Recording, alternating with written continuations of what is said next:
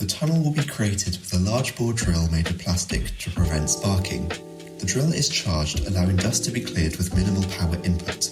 Concrete rings will reinforce the walls, and the drill will then spray the tunnels with concrete that contains microparticles of lead, which strengthen the structure and give extra shielding from the underground radiation.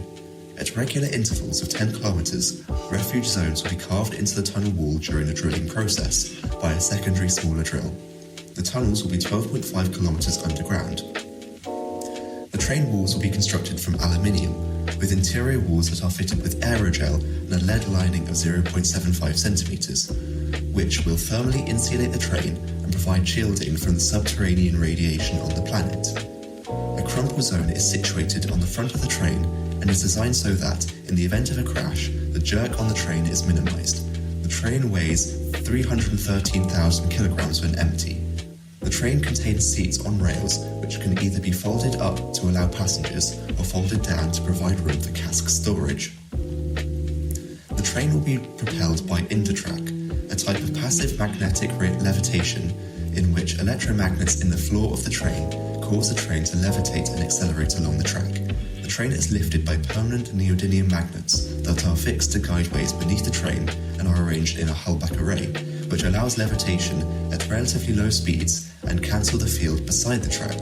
The train receives power from overhead cables and from rechargeable batteries that are used once the train stops accelerating 5 kilometers from the stations, as this is the maximum reach of the 15 kilowatts of power required to accelerate the maximum load of the train. This power will be generated by fusion reactors sourced from our contractor Fusion Founders.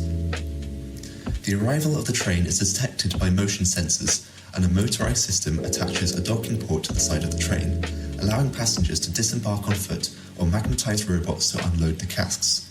At the entrance to each tunnel, a light gate will detect the presence and velocity of the train, allowing a central computer at each of the stations to log the position and predict the route of the train. This computer can also determine which station the train travels to and whether it is safe to disembark. Spacesuits will be worn throughout transit as a safety precaution, so that in the event of an accident or damage to the train, the passengers will be partially protected from the underground radiation.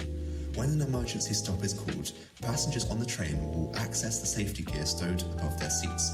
This gear includes a helmet, a carbon dioxide scrubber, and an hour's air supply in case of failure.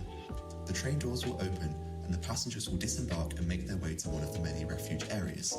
To travel through the tunnels, passengers will clip their spacesuits to graphene rods fixed to the side of the tunnel and pull themselves to the nearest refuge area.